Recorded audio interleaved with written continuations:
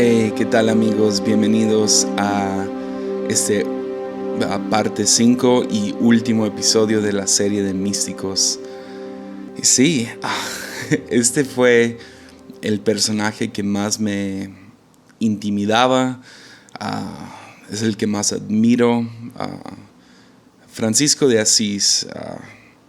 No, ni sé cómo explicarlo. Tengo una admiración muy grande, una fascinación, pero al mismo tiempo sigue siendo un misterio para mí. He leído 4 libros y sigo sin realmente entender la magnitud de su impacto, todas las cosas que sucedieron en su vida, por qué pensaba de tal manera y sí, o sea, literal esta semana agarré otra vez uno de mis libros favoritos acerca de Francisco de Asís, que está en español, es de G.K. Chesterton y nomás se llama Francisco de Asís. Y sí, es alguien que, no sé, hace unos 2-3 años lo descubrí por primera vez y escuché de él y hablé con mi papá de él. Mi papá ha estado sí, fascinado con él desde que él recibió a Cristo en los 80s y vio películas y leyó libros y toda la cosa. Es una figura que no sabía cómo ni siquiera empezar esto. He escuchado clases acerca de Francisco de Asís. Tengo una clase que dura 4 o 5 horas acerca de su vida. Les digo, he leído 4 libros y hay muchos libros por leer de él. De hecho, en la historia no ha habido un personaje histórico aparte de Jesús del cual se han escrito más libros. Entonces, al acercarme, al empezar este podcast, al empezar este episodio, sabía que tenía que hacer a Francisco de Asís para la serie de Místicos, pero hay tanto que, entonces decidí, van a ver lo que voy a hacer, pero decidí no irme tan, no hacer una biografía de él, porque hay mucho que contar, sino hablar de 4 elementos de él que por lo menos para mí han sido de mucho impacto. Entonces a lo mejor van a escuchar algunas cosas repetidas que he dicho en el podcast antes, que son cosas que aprendí de Francisco de Asís y lo más probable es que en el futuro hagamos otros episodios basados en momentos en su vida, especialmente su muerte, sus heridas en las manos que él recibió justo antes de morir. Y no voy a hablar tanto de eso, ni de tanto su biografía, como les digo, de principio a fin, sino 4 cosas acerca de Francisco de Asís. Y decidí, irme con el lado de Francisco de Asís, que sería el modelo profético para la iglesia de hoy. ¿Quién era Francisco de Asís? Y 4 cosas acerca de su vida que realmente son esenciales para cualquier creyente. Y si podemos intentar modelar por lo menos un porcentaje de eso, seríamos gente mucho más atractiva, más interesante y al final de cuentas más hermosa para que gente sea atraída a Jesús. Entonces sí, Francisco de Asís yo lo describiría como eso, un modelo profético para la iglesia de hoy. Y o sea, tanto me fascina Francisco de Asís. Mis papás van a ir a Italia al final el próximo mes ya. Y acabo de darles un dinero que ahorramos yo y mi esposa para que ellos puedan ir a Asís y visitar las ruinas y estar ahí por lo menos un día y ver la ciudad que se ve hermosa en fotografías, y un día me va a tocar visitarlo, pero también poder visitar el templo que él construyó y diferentes cosas. Pero sí, me fascina su historia y sigue siendo un misterio. Al final de cuentas tengo mucha curiosidad de su vida y siento que no sé ni un porcentaje de él, a pesar de que he leído 4 libros, he escuchado seminarios. Ahora estoy grabando un podcast de su vida.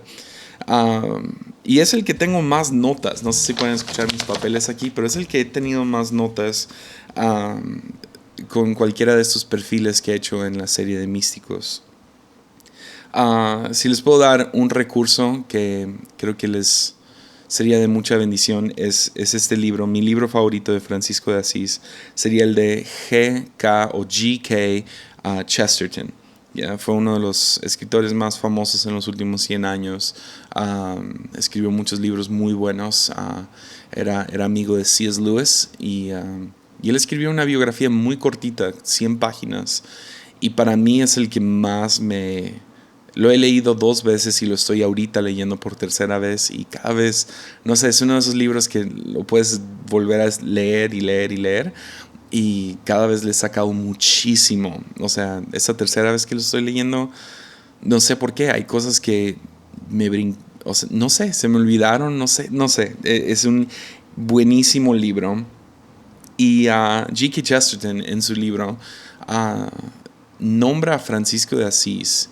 Y lo hace muy, muy exagerado. Esa es una manera que G.K. Chesterton hablaba. Era muy dominante o fuerte con sus palabras, pero él nombró a Francisco de Asís el único cristiano desde Jesús. Y a lo que él se refiere con el único cristiano, obviamente quiere crear un shock en nosotros al pensar, ¿cómo que el único cristiano? Pero a lo que él se refiere es que Francisco de Asís vivió una vida tan similar a Cristo y tan tan cercano al modelo de Jesús que nadie más, no podrías comparar a nadie más a esa cercanía que Francisco de Asís tuvo a ser un cristiano. Si alguien se ha acercado a ser como Cristo, es Francisco. También en la última página de G.K. Chesterton, una de las frases que más me encantó acerca de Francisco de Asís fue que Francisco caminó el mundo como el perdón de Dios. No sé, me encanta eso y creo que debería de ser un modelo para cualquier creyente, que vivamos nuestras vidas caminando el mundo como el perdón de Dios. Y la verdad, para mí personalmente, no existe alguien fuera de la Biblia que me atraiga tanto, que me inspire tanto a amar a Jesús, a vivir como Jesús, a vivir una vida profética como lo llevaba Francisco de Asís. Entonces, ¿qué tal? Le entramos y vemos algunos aspectos muy mínimos de su historia, pero igual hay mucho recurso acerca de él, cientos de libros escritos, mucho en español, y que tú puedes leer. Lo único que yo quiero hacer ahorita es presentártelo un poco y por qué lo deberíamos de respetar como una figura, como el único cristiano, como G.K. Chesterton diría. Entonces, Francisco de Asís nació en 1181, en el año 1181, y en el pequeño pueblo de Asís, en Italia. Y nació en un tiempo muy complicado. ¿Ves?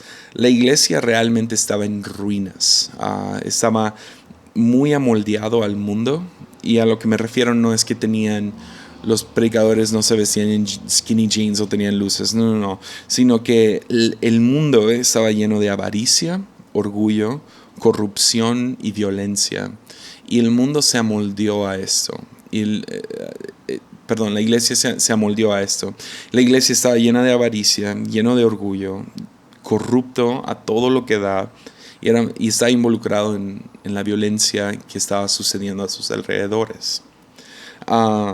Y Francisco de Asís vivió de tal manera que trajo una reforma espiritual y eclesiástica. Eclesiástica es una palabra grande para iglesia. Vivió esta vida, vivió de tal manera que trajo una reforma. Como cristianos hoy en día, después de sucesos como la calle de Azusa y avivamientos que han sucedido en las últimas décadas, definitivamente yo estoy convencido de que no ha habido una reforma o un avivamiento con tanto impacto en el mundo como lo que lideró Francisco de Assisi durante su tiempo.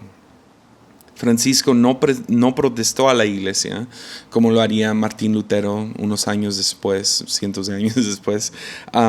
Sin embargo, vivió una vida profética. Todo lo que él hacía fue un sermón. Todo lo que él hacía era una predicación. De hecho, por medio de su estilo de vida, él trajo increíble arrepentimiento a donde él fuera y viajó muchísimo. Entonces, a cualquier iglesia en la que predicó, en cualquier bosque que él predicó, que ahorita vamos a traer eso, cualquier jardín, en cualquier centro, lo que él hiciera o predicara trajo arrepentimiento a donde fuera. Gente estaba específicamente con avaricia, orgullo, corrupción y violencia. Gente se arrepintió, y arrepentirnos lo digo no nomás de pedir perdón, sino realmente regresar o cambiar su estilo de vida.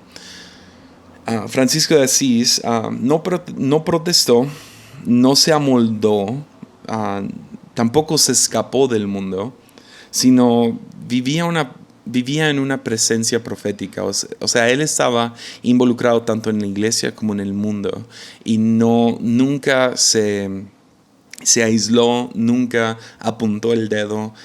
Simplemente estaba presente, estaba ahí y estaba siendo quien es él. De hecho, para más o menos explicar su vida, cuando él tenía unos 23 años de edad, en 1204, él se encontraba arrodillado y orando en una capilla abandonada llamada San Damiano, afuera de Asís. Y él nació como un hijo rico, hijo de un comerciante muy, muy rico, y fue un caballero de guerra, y ya tuvo un gran encuentro con Cristo, y ahora se encuentra sin llamado, no sabe qué hacer.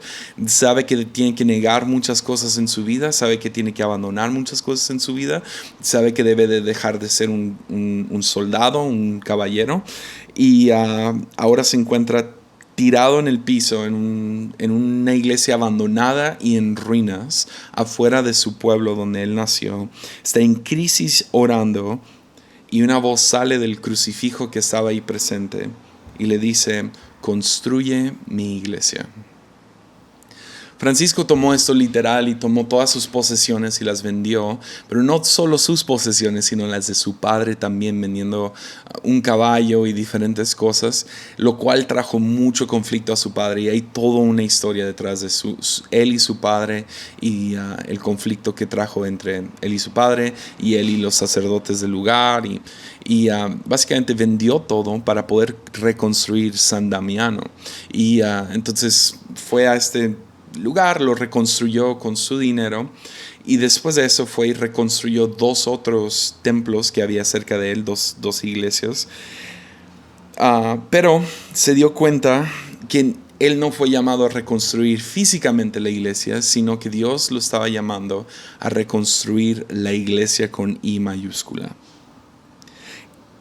Esto lo llevó a crear una hermandad llamada los frailes, y que comenzó con 11 personas y terminó siendo de miles de personas en toda Europa.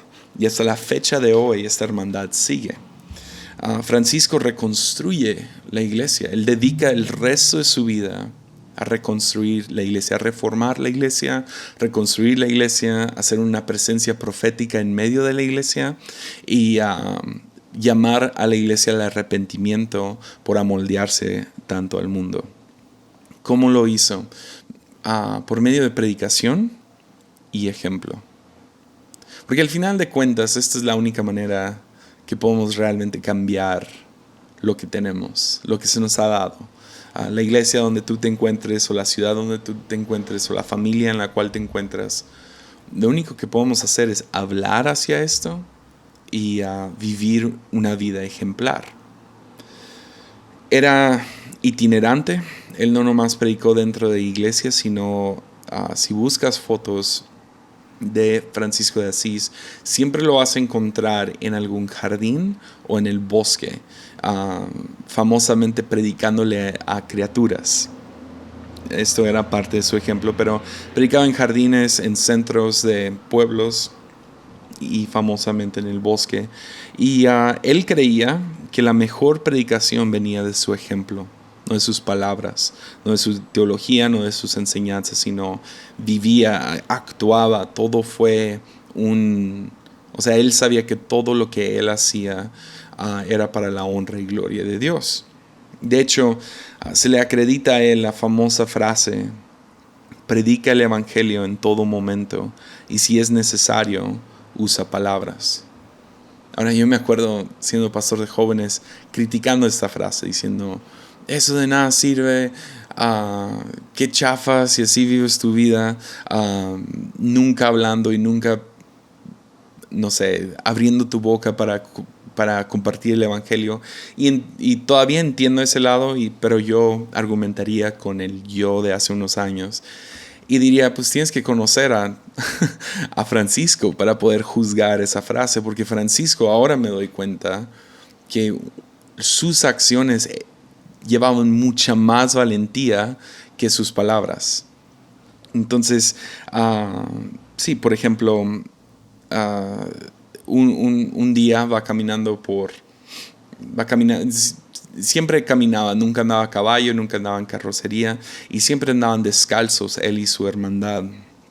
Y van caminando y uno de sus hermanos se acerca y le dice: hermano Francisco, estoy con un conflicto. Estuve leyendo Ezequiel 33 que dice que si ves a alguien pecando y no los corriges, ese pecado estará sobre tu conciencia si tú no corriges al pecador. Pero veo a pecadores todo el día y no sé si es como Cristo andar regañando y corrigiendo a todo mundo que yo vea. ¿Qué debo de hacer con ese pasaje? Y Francisco le contestó: hermano, cuando tú vives en santidad, es una constante corrección para aquellos que viven en pecado. Oh. Me encanta esto.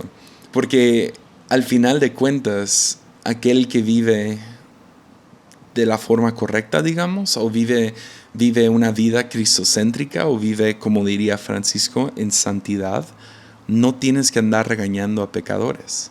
De hecho, es una de las enseñanzas principales de los frailes, es que si tú te agarras apuntando el dedo a todo el mundo, estás distraído de estar viviendo el modelo que ellos deben de seguir. Y de hecho sería un ánimo para mí ahorita como predicador, que yo me paro en el púlpito semana tras semana tratando de corregir, ¿no? Y no hagas esto y no hagas lo otro. Cuando al final del día lo que más va a traer arrepentimiento y va a traer convicción y va a traer, no sé, una revelación de pecado, va a ser cuando ves a alguien que vive como Cristo nos llama a vivir. Francisco predicó a los problemas de su día. En otras palabras, Francisco fue relevante. Tenemos que tomar un segundo y hablar de la palabra relevante, porque la palabra relevante se ha confundido con la palabra moderno o la palabra cool y hoy en día, y nada que ver. Relevante es hablar a lo que está sucediendo, a lo que ves, lo que está presente en el cuarto. Un buen ejemplo de lo que es ser relevante con tus palabras es cuando sucede algo en el cuarto. Digamos que entra un elefante al cuarto, literalmente, y nadie quiere decir nada acerca del elefante. Todos piensan que por no hablar del elefante no va a existir, o todos se sienten locos porque ven al elefante y dicen: no puede ser, nadie más está hablando del elefante, entonces yo creo que soy yo. Pues algo relevante es hablar al problema, es decir: hey, hay un elefante en el cuarto, ¿qué vamos a hacer al respecto? ¿Sí me entiendes? Entonces él habló directo a los problemas de su día. vio lo que estaba, no sé, cocinándose en el aire, lo que la iglesia seguía haciendo, lo que el mundo seguía haciendo. Y él se dedicó, por lo que yo puedo agarrar, 4 diferentes áreas donde él le pegó con todo su corazón. Habló hacia el orgullo, porque en ese tiempo orgullo era casi una virtud, muy similar a hoy en día.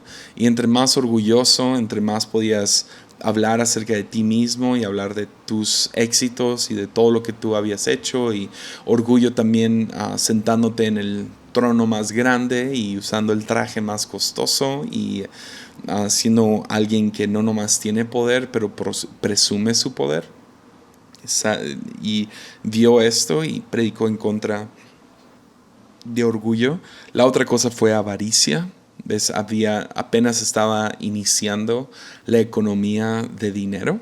Ahorita vamos a hablar más de eso. Pero existía por primera vez este concepto de economía, por lo menos en los últimos, no sé, como 1000 años. Y también predicó en contra de secularismo. Y no secularismo como en contra de música secular o algo así. A eso no se refería. Él predicaba en contra de la idea de que existía algo secular. Él estaba convencido de que no había una diferencia entre el cielo y la tierra, que no era blanco y negro, porque esa era una creencia muy popular. Sigue siendo una creencia muy popular hoy en día, que el cielo, todo lo del cielo es sagrado y todo lo de la tierra es malo, es secular, es inútil, es pasajero. Y Francisco vio que se maltrataba la tierra y predicó en contra de esta idea de que todo lo que es creado es malo. Y la cuarta cosa fue violencia, porque violencia fue espantosamente prevalente en el mundo cuando nació Francisco de Asís. Predicó viviendo en humildad, sencillez, amor por la creación y siendo un ejemplo de paz. Y quiero enfocarme en esto en vez de su biografía, porque al final del día yo no soy historiador.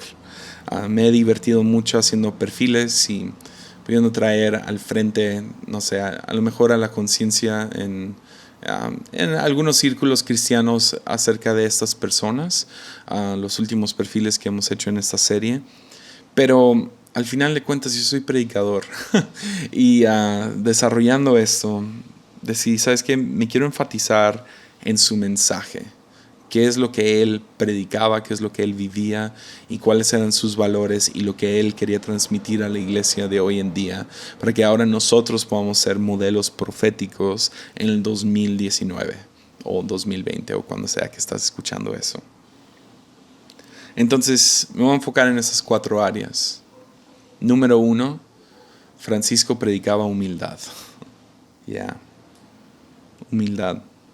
Porque como les digo, el orgullo era visto como una virtud, tanto en la cultura como en la iglesia. Entre más gente te sirve a ti, mejor.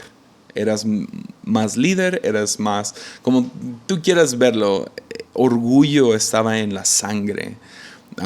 No me podías, no podías hablar mal de mí, no podías menospreciarme. Mira cuánto valgo, mira lo que soy, mira lo que he logrado, mira cuántos siervos tengo. Y Francisco fue exactamente lo opuesto a esto. De hecho, en un punto cuando ya era famoso, porque al principio de su vida fue alguien muy odiado, malentendido, considerado loco, especialmente, Francisco, imagínate, fue categorizado como loco, porque se paraba en las plazas y le decía a los ricos que tiren su dinero. No a él, no a algo, sino que arruinaran su dinero, que lo tiraran a la basura. Entonces imagínate si vas caminando por el centro de tu ciudad y hay un señor vestido con una túnica y te empieza a decir, tira tu dinero. No me lo des, no se lo des a los pobres, tíralo, porque no hay nada bueno en esto. ya, tú también lo llamarías un loco. Pero gente empezó a entenderlo, gente empezó a seguirlo, gente empezó a escucharlo y hubo un gran avivamiento. Y en el momento con más influencia, más seguidores, más famoso, ah, uno de sus hermanos llegó con él y le preguntó: Francisco, ¿cómo te ves a ti mismo? Cuando tú te imaginas o te ves en el espejo, lo que sea, ¿cómo te ves a ti mismo? Él contestó, muy similar a Pablo en la Biblia: yo soy el peor de los pecadores. Ahora, el hermano hizo lo que yo creo que tú y yo quisiéramos hacer a Pablo. Él lo hizo a Francisco y le dijo: no, básicamente, versión mexicana, no manches. ¿Cómo eres tú el peor de los pecadores? O sea, mira a tu alrededor. Conocemos a peores pecadores que tú. O sea, tú eres un santo caminando, literal. ¿Cómo crees que eres el peor de los pecadores? ¿Cómo puedes verte de esta manera?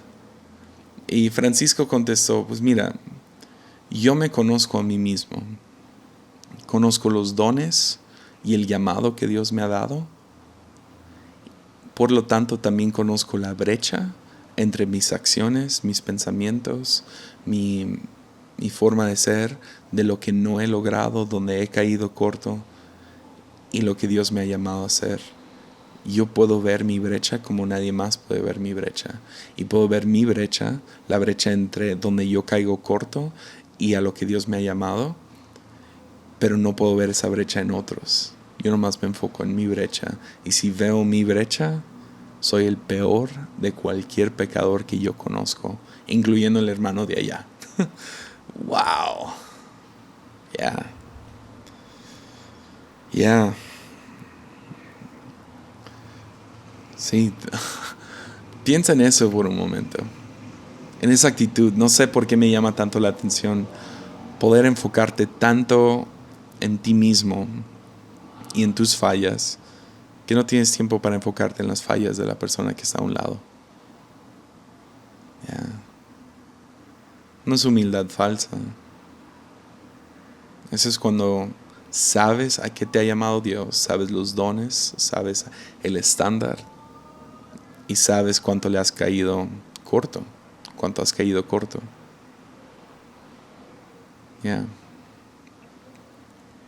¿Ves? Su teología famosamente fue por instinto. Tenía un gran respeto para teólogos. De hecho, tenía 2, 3 teólogos en su equipo principal, pero él no fue un teólogo. En su último año de vida, creo que una de sus últimas palabras, si me acuerdo bien, fue: respeten y escuchen a los teólogos. Pero también en otras ocasiones, Francisco fue muy claro acerca de su, ¿cómo se diría?, su sospecha de la teología académica, porque él creía que había un gran peligro en aprender mucho acerca de Dios, mas nunca llevarlo a cabo. Entonces su teología era más por instinto. Yo he leído esto en la Biblia y eso es lo que siento que el Espíritu Santo me está llamando. Y lógica, instinto, como quieras llamarlo, lo que G.K. Chesterton llama es teología de instinto. Sabía porque sabía. Y mucha de su teología acerca de humildad vino de la idea de la encarnación de Jesús. Sí. Él se enfocó mucho más en la encarnación de Jesús que en la muerte y resurrección de Jesús. De hecho, eso lo tenía fascinado, que Dios se haya hecho hombre. Enfatizaba que Jesús no nació en un palacio, que no nació con mucho poder, que no nació ni en un hospital o en una casa donde alguien podía tratarlo de la manera adecuada, sino que Jesús, Dios en carne y hueso, nació en un establo lleno de animales y lo pusieron en el pesebre, que era donde comían los animales. Yeah. De hecho, nos llama a vivir como Jesús, quien se despojó de sí mismo y fue siervo. Porque al final del día, en la economía de reino, llamémoslo así, lo que más vale no es cuánta gente te sirve a ti, sino a cuánta gente sirves tú. Entonces Francisco se obsesionó con eso, empujó eso hacia adelante. Era lo que más predicó fue la encarnación de Jesús. De hecho, no sé si en Navidad tu familia practica poner un pesebre en la casa y pones tus figuritas de animales y pones a bebé Jesús en medio y los Reyes Magos o lo que sea. Pero si tienes algo así en tu casa, se lo debes a Francisco. Que en una ocasión, para poder dar a entender la humildad de Cristo, metió a la iglesia varios animales, incluyendo un burro, que era sacrilégico en el momento, que metas animales al templo, mas él metió un montón de animales y tomó un bebé recién nacido y quería que la gente oliera y viera y sintiera la humildad de nuestro Dios. Ya. Entonces, si a ti te gusta la Navidad, se la debes a Francisco. De hecho, la Navidad era una fecha, no era una fecha muy importante antes de Francisco. Francisco enfatizaba tanto la Navidad, el nacimiento de Jesús y cómo el nacimiento de Jesús marca el inicio de salvación para la humanidad. Ya. Entonces, si te gusta la Navidad, se lo debes a Francisco. Pero sí, él proyectó humildad a donde fuera. No, caminaba descalzo, nunca durmió en una cama. Creo que uno de los momentos más importantes en la vida de Francisco fue en su juventud. Tenía un terror. Su terror más grande era morir de lepra. Y entonces en Italia había como en la mayoría del mundo, había una epidemia de lepra. Y pues si has visto a un leproso, no es una vista muy agradable, es una vista que sí da miedo. Y él tenía un terror por encima del terror normal el miedo normal que uno le tendría a tocar a una persona leprosa. Especialmente en un tiempo cuando no había ningún medicamento que pudiera ayudar o sanar a un leproso. Entonces él famosamente evadía leprosos hasta que un día vio un leproso y se acercó y se sentó a platicar con él. Y después de la conversación tomó la mano del leproso, todo sangriento e infectado, y le dio un beso a su mano. Francisco diría que ese fue el momento que él fue libre, completamente libre de cualquier miedo a la muerte, miedo al fracaso. De hecho, fue libre de cualquier presión social a llegar a ser alguien, tener éxito, ser una persona importante. Y eso fue el momento que él pudo, todo su mundo giró hacia que ya no tengo que ser alguien, puedo simplemente servir a quien venga a mi vida. Ya. Segunda cosa que él predicó fue sencillez. Sencillez. ¿Ves? Después del colapso del Imperio Romano, dinero se volvió algo inútil. Nadie se manejaba con dinero de nuevo. Y pasarían cientos de años hasta el tiempo de Francisco de Asís que dinero se volvió algo otra vez. La economía empezó a dar vueltas al dinero. Antes del dinero era todo el tratado, eran tierras y ganado y intercambio de bienes. Y Francisco estaba convencido de que el dinero distorsionaba a la gente, el tener dinero. Y especialmente en un tiempo que apenas está levantando el dinero, por lo tanto hay mucha gente con mucho dinero. La tentación de tener dinero, tener una economía de dinero, era ponerle un valor de, llamémoslo dólar, un valor económico a cualquier cosa. Entonces, por ejemplo, pues miras un pájaro o un pollo, digamos, y le pones un precio. Ves algo de ganado, comida, tierra, lo que sea, una casa, una obra que hizo un carpintero, un herrero, y decías, esto vale tanto. Pues la tentación es ponerle precio a todo. O sea, esto todavía es, o sea, esto es prevalente hoy en día, ¿no? ¿Cuánto vale tu reloj? ¿Cuánto vale tu ropa? ¿Cuánto vale la comida que comes? ¿Cuánto vale tu tiempo? Y la tentación es que esto siga creciendo hasta que le pones un valor monetario a personas. Ya. Yeah. Entonces, en su creatividad profética, famosamente Francisco de Asís vivió una vida de pobreza radical. Yeah. No era dueño de nada. Nada.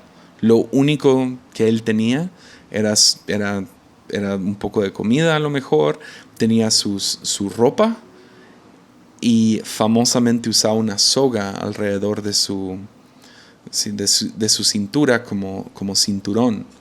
¿Ves? En aquellos tiempos nadie tenía cartera, cargaban su dinero en su cinturón. Entonces, en imagen, él usaba una soga a propósito para que gente viera que él no tenía ni un solo centavo. De hecho, tiraba el dinero, no le gustaba tener nada de dinero, no tocaba el dinero, si no le podías ofrecer dinero, no podías llegar con él y decirle, mira, esto es para que siga avanzando tu ministerio. Le podías dar comida, pero no tocaba el dinero, ni él ni ninguno de sus hermanos frailes. No tenía terreno, no tenía casa, no tenía cama. Dormían la mayoría del tiempo, dormían bajo las estrellas o dormían en alguna cueva para tener un poco de refugio, pero no era dueño de nada. Lo cual completamente desacredita la mentira de que puedes comprar felicidad con dinero. Porque la otra cosa que vas a encontrar acerca de Francisco es que Francisco siempre estaba lleno de gozo. Historias famosas de cómo tocaba el violín, pero no tenía violín, entonces él fingía que tocaba el violín y bailaba por todos lados. Componían canciones y todo el tiempo se reían. O sea, de los 4 libros que he leído, cada uno ha hecho un énfasis en la felicidad con la cual vivía Francisco de Asís. Yeah. Entonces expuso la mentira, puedes comprar la felicidad con dinero. Eso no es cierto. Felicidad no se adquiere por medio de cuántos bienes tienes. Yeah. De hecho, mi papá me ha recordado esto muchas veces, pero también Francisco de Asís famosamente se casó con la señorita pobreza. Señorita pobreza obviamente no era una persona, sino que se casó con la pobreza misma. No por el fin de ser pobre, porque no hay nada santo de ser pobre, sino que él estaba viviendo una vida profética en contra de la avaricia de su tiempo. Y estaba con su vida diciendo, no necesitas dinero para estar feliz. Yeah. La tercera cosa que él predicó fue el amor por la creación. Amor por la creación. Y esto fue, creo que 1000 años, no sé cuánto tiempo lleva el ambientalismo, pero fue mucho tiempo antes de que el concepto de ambientalismo existiera, o calentamiento global, o mira lo que le estamos haciendo a las tortugas. Fue mucho antes. Él, por instinto, sabía que había gran valor en la creación. El secularismo enseña que el cielo es sagrado y nada más. Por lo tanto, todo es secular, todo se usa y se abusa y se tira. No, o sea, el mundo es una servilleta que usamos para usarlo y lo tiramos. Pero como Wendell Berry diría, yo creo que muy influenciado por Francisco de Asís, no existen lugares seculares. O todo es sagrado y hay lugares profanados. Es lo único que existe. No existe lo secular, no existe cosa secular. Todo es sagrado porque lo hizo Dios o es profanado porque lo hemos arruinado. Tenía un entendimiento místico de que todo está conectado, que pertenecemos nosotros como seres humanos, como hijos e hijas de Dios, pertenecemos a la tierra y estamos completamente interlazados con Él.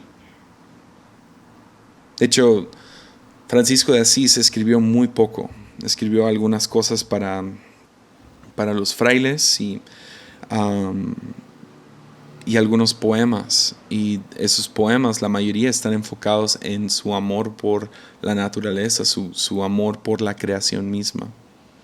De hecho, se dice que le llevaban animales para que él orara por ellos y se sanaran, y pasaba todo el tiempo. Ay, no sé por qué se me hace tan tierno, tan hermoso eso.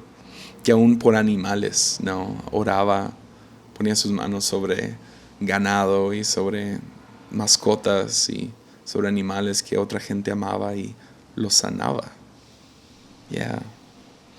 Como les digo, escribió muy poco, pero escribió sus poemas, y su poema más famoso se llama El Cántico de las Criaturas, donde él va nombrando cosa tras cosa, y su famosa frase es hermano sol, hermana luna, y luego empieza a hablar hermano agua, hermano fuego, hermano esto, hermano lo otro, y empieza a nombrar cosa creada tras cosa creada. Y eso no nomás era poesía, él sinceramente creía: el sol es mi hermano, la luna es mi hermana. ¿Por qué? Porque todos fuimos creados del mismo creador, por el mismo creador. Veía los elementos de la creación como familia misma.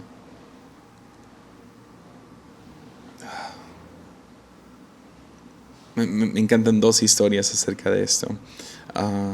Número uno, en una ocasión, como era un predicador itinerante, iba de pueblo en pueblo. Llegó a un pueblo donde el pueblo estaba siendo aterrorizado por un lobo.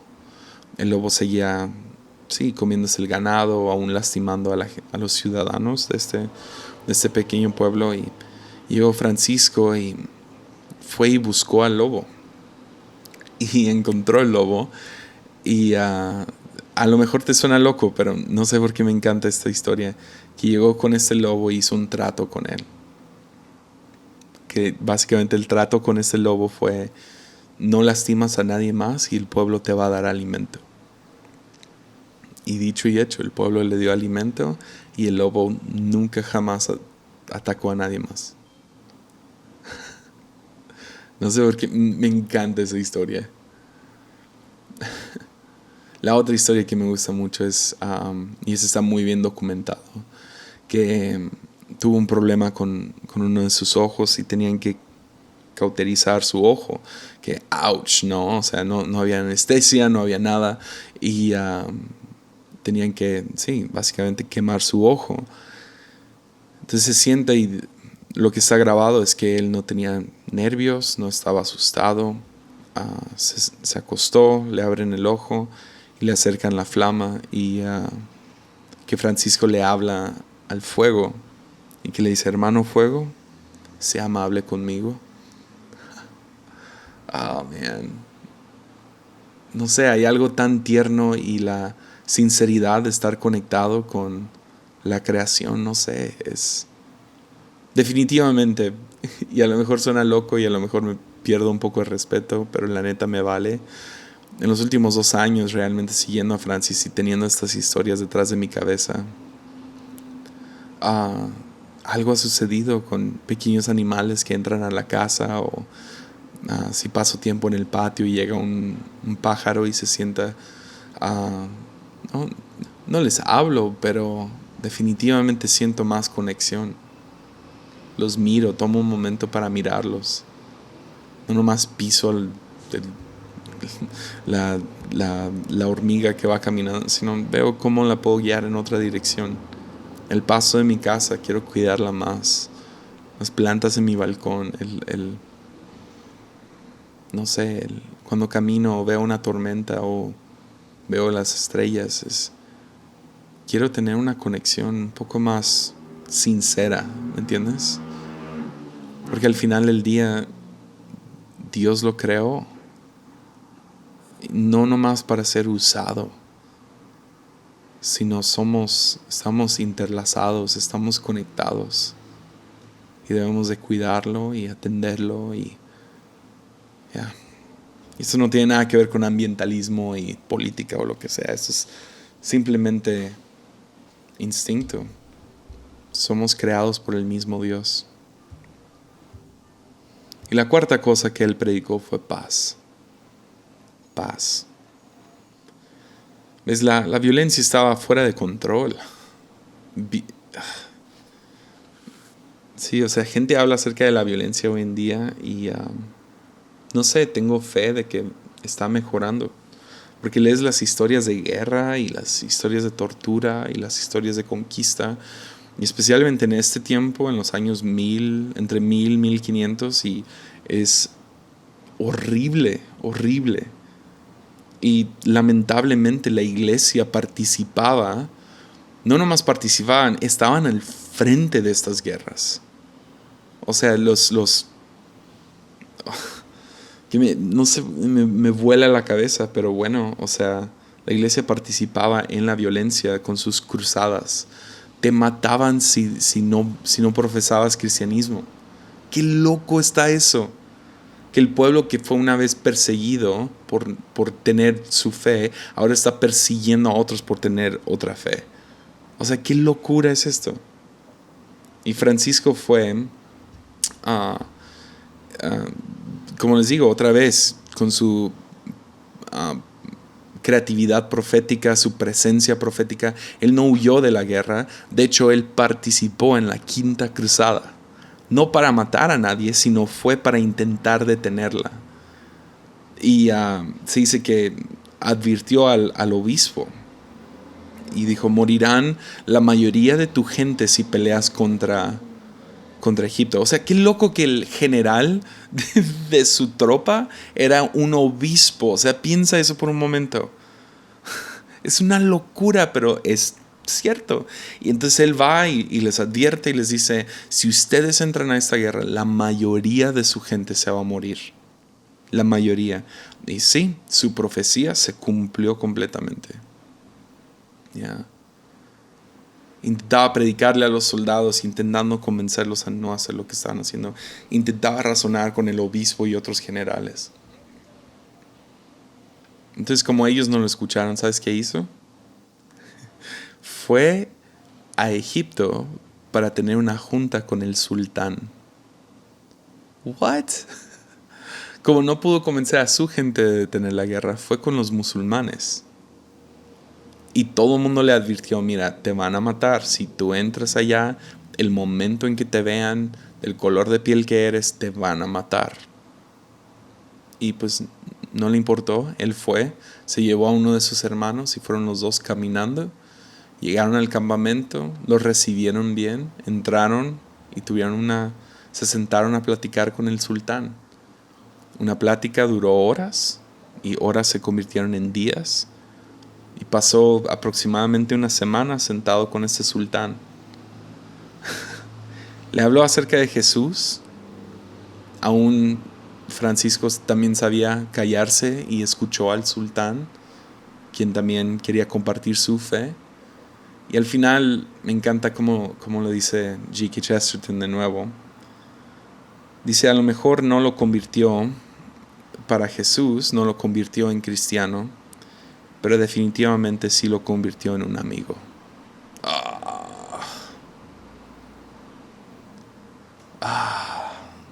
No sé por qué se me enchinó la piel un poco. No lo convirtió, pero sí lo convirtió en un amigo. Ya. Entonces regresa a Europa Y regresa otra persona, Francisco de Asís, después de pasar este tiempo con el sultán. Y regresa y había aprendido muchas cosas de los musulmanes. Ya. Una de las cosas que le llamó mucho la atención es que los musulmanes oraban 5 veces al día. Y regresó y dijo, eso está chido. ¿Qué tal lo hacemos nosotros los cristianos? Sería bueno tener un recordatorio para orar, ¿no? O sea, hay que hacer algo para animar a la gente a orar. La mayoría de las veces que puedan en el día. Entonces eso es lo que vamos a hacer. Y esta fue la idea de Francisco. Vamos a meter campanas a nuestras iglesias y los vamos a sonar cada hora para recordarle a la gente que deben de orar. Sí, si alguna vez te has preguntado por qué hay campanas en las iglesias, es por eso, es para que ores. Ya. ¿Por qué? Porque también hay luz lejana, ¿no? Hay ciertas cosas chidas en otros lugares. Hay algo que aprender. Si nomás podemos callarnos y escuchar, podemos aprender mucho de gente que son completamente diferente a nosotros, aún aquellos que tienen una fe completamente distinta a la de nosotros. También fue y escuchó que había una pelea, una riña entre el alcalde de Assisi y el presidente del sindicato de comerciantes. Y el pueblo de Assisi, de Asís, le pidieron a Francisco que fuera y que intercediera, que hablara con estos dos hombres, porque había mucha hostilidad, había mucha corrupción y necesitaban alguien que llegara como árbitro y ayudara a la plática que funcionara y que llegaran a un acuerdo. Pues Francisco estaba muy enfermo y tirado en el piso, y le pidió a uno de sus hermanos que entrara y se sentó con él y enfermo compuso una canción, Francisco, una canción sobre la hermandad. La escribieron, le dio la melodía y la letra a este hermano y le pidió, ve y canta esta canción al presidente del sindicato y al alcalde. Dice que llegó y empezó a cantar la canción y los dos inmediatamente empezaron a llorar, se arrepintieron y se reconciliaron.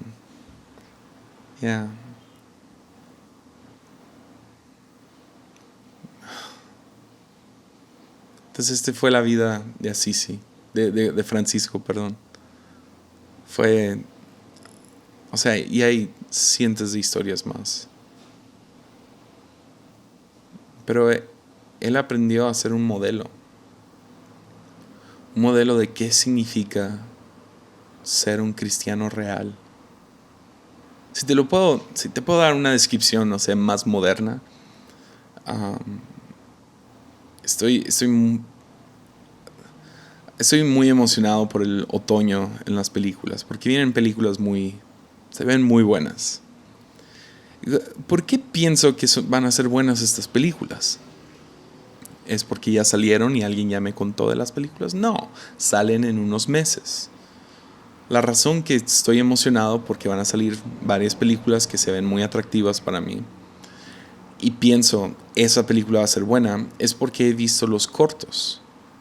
Sí sabes, los cortos, ¿no? Las versiones donde cortan unos momentos, escenas de la película y las proyectan antes de cuando vas al cine, y antes de que salga la película que vas a ir a ver, ves los cortos de las próximas películas que van a salir, ¿no? O los ves en YouTube o los ves en algún lado y ves estos cortos. Y dependiendo del corto, tú puedes juzgar y puedes mirarlo y decir, esa se ve como una buena película o una mala película, ¿verdad? Pues de la misma manera, tú y yo, si eres creyente, debemos de ser modelo, o en otras palabras, debemos de aprender a hacer un corto de cómo va a ser el cielo. O que gente pueda mirar nuestras vidas y decir, ¿así era Jesús? Y hay tantas cosas tan bellas de Francisco. Él fue el corto original, el Jesús después de Jesús, el imitador de Jesús que más le atinó a ser como Jesús, el que predicó mejor a Jesús, sí con sus palabras, pero más importante por sus acciones. Francisco no se la pasaba reprendiendo a todo el mundo porque su vida misma reprendía y corregía a aquellos que estaban mal. No le tenía miedo a besarle la mano a un leproso y no le tenía miedo a ir y amar a un sultán de Egipto cuando está en tiempo de guerra con los de Egipto. Fue un hombre que se deshizo de cualquier poder y autoridad, se despojó de sí mismo. ¿Y todo esto por qué? ¿Porque era un gran teólogo y leyó muchos libros? No, sino porque era una nueva criatura. Y el instinto de su nueva creación lo llevó a ser más y más como Jesús. La meta no es conseguir más milagros. La meta es ver a Jesús con claridad y poder ser un espejo de quién es Él. Entonces, la razón que yo me enfoqué en estos 4 aspectos es porque se me hacen completamente relevantes para hoy en día. En un día cuando todo el mundo quiere ser líder, nadie quiere ser siervo. A lo mejor sería muy bello que la iglesia modelara humildad. En un tiempo de avaricia que entre más dinero tienes y mejores vacaciones tomas, que podamos ser ejemplos de que no necesitas dinero para ser feliz, para ser una familia completa. Que en un tiempo cuando gente literal está usando y abusando de la creación, que nosotros podamos ser gente que se toma un momento para disfrutarla, reconocerla, que lo trata bien. No nomás, no voy a usar popote, no. Sino tomas un momento y pausas y miras el atardecer. Vives con agradecimiento a la creación por hacer tantas cosas para nosotros. Y vives con cierto asombro de lo que Dios hizo, cada animal y cada árbol y cada cosa. Pero más que nada que seamos ciudadanos de paz. Que están dispuestos a valientemente ser pacificadores. Porque al final del día, ser un creyente es ser una presencia profética en el mundo. No estamos interesados en aislarnos del mundo. No estamos interesados en pasárnosla reprendiendo al mundo. Definitivamente no estamos interesados en escaparnos del mundo, sino vivir presentes, estar aquí, que gente pueda vernos y que nosotros podamos ser un modelo profético de qué significa ser un ciudadano del cielo. Gente nos pueda ver a nosotros y encontrar en nosotros paz, amor y gozo.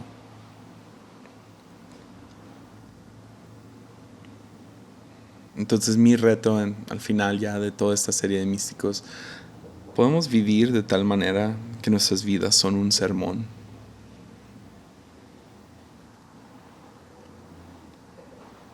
¿No? Que podamos ser amigos de Dios, ir y dar nuestras vidas para nuestros enemigos, servir, experimentar, realmente aprender a escuchar la voz de Dios, sentir su presencia, experimentar su amor.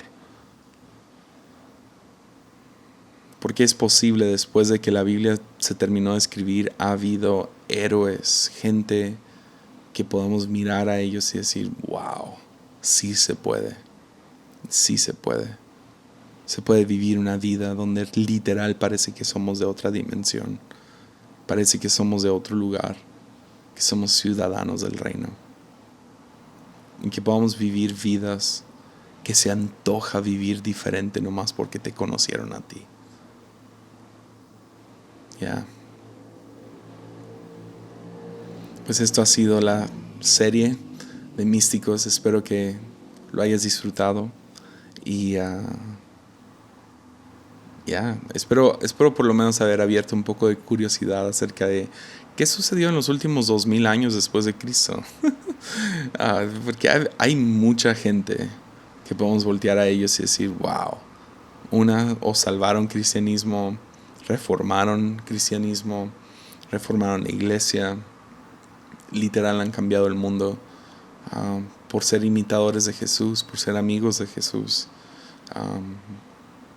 Y que al mismo tiempo, como Francisco de Asís dice, que tengamos sospecha y respeto para la teología, que no pensemos que la teología está ahí para salvarnos, sino nos informa, nos ayuda, y por eso la respetamos y queremos crecer en él. Y creo que todo creyente debería de ser teólogo y tener pensamientos acerca de Dios y creencias y convicciones, y al mismo tiempo tener una sospecha y saber, ¿sabes qué? Estos libros no es la meta, sino la meta es vivir lo que estos libros o estas ideas provocan en nosotros. Entonces fue un placer construir esta serie. Espero que lo hayas disfrutado. Y sí, me harían un favorzote compartiéndolo. Y nos vemos la próxima semana. Ánimo.